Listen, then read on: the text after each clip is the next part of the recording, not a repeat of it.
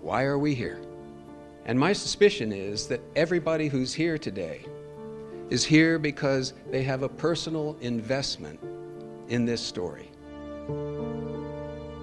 That's Michael Mack talking to a group about his experience as a victim of child sexual abuse. In this episode, you'll find out why those kinds of conversations are not only important to Michael, but to all of us. You're listening to Conversations with His Molester. It's a 4-part documentary podcast series from Capital Broadcasting Company.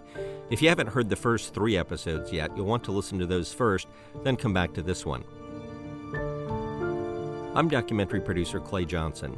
This podcast series is a companion to the WRAL documentary Speaking the Unspeakable.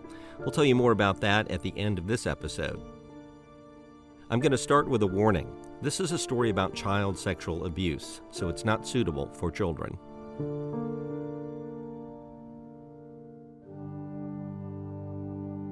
Our story began in episode 1 with Michael Mack as a child and a Catholic, and his desire to be a priest.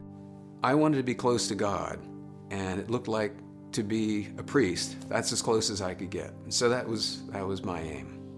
But Michael literally lost his religion after being molested by his own priest at age 11. It would be years before I told anybody. And really that's where the effects of what happened started to play out for me. Because the first thing that it was a secret. He says that secret became a poison inside of him. The effects were isolation, depression, and substance abuse. There was also the nagging question, why? Why did the man he calls Father Gordon molest him? His desire to find answers led Michael on a journey to find Father Gordon.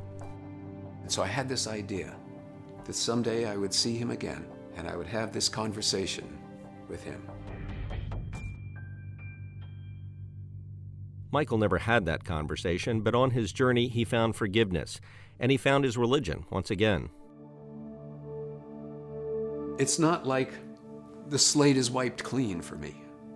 I will still hear somebody else's story and again feel a sense of outrage, again feel a sense of injustice. And each time that I do, it's an opportunity for me to revisit what forgiveness is and what forgiveness can be. Because the first thing that forgiveness is a gift to yourself. Michael says the gift was letting go of that poison inside of him. And so that's why I was able to ultimately return to the church and embrace it with all of its faults, with all of its warts.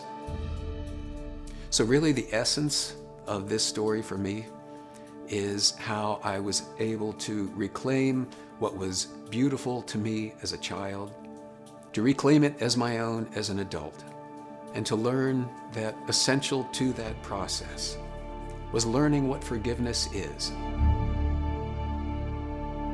And that was the start of a new journey for Michael, a journey of healing.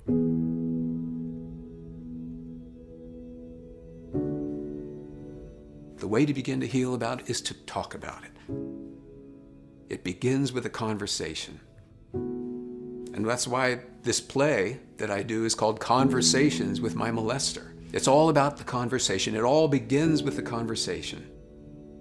I began to have imaginary conversations with the Father, sometimes aloud, spoken to air, about what happened, what it meant, what it made me.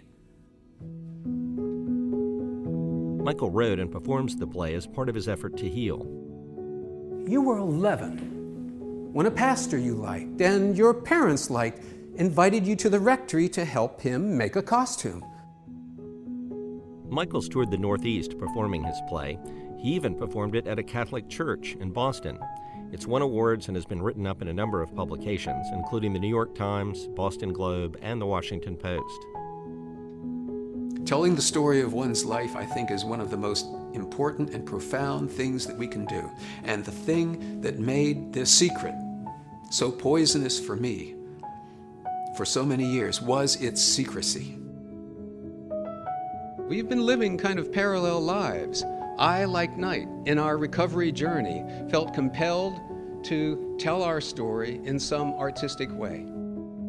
That's Michael speaking to a group at a church in Asheville, North Carolina. His stepbrother, Knight Chamberlain, joined him. Knight was sexually assaulted, too, at age 9, while he was out walking in his hometown of Brevard, which is near Asheville. Why was I spared? In the quiet moments alone, I ask this question. How did I come to forgive him?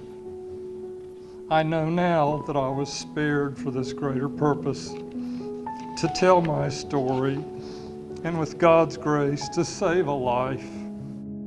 Knight tells his story in a book he wrote called Sidestepping the Pit.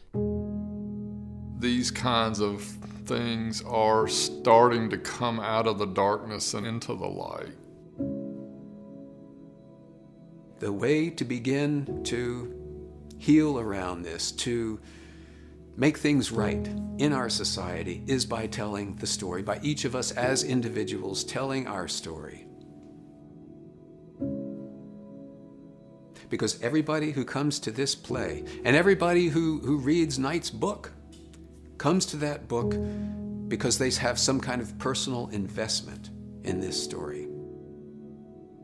Whether it be their own experience or the experience of a loved one or a friend, or maybe just hearing about it on the news, everybody has an investment in it.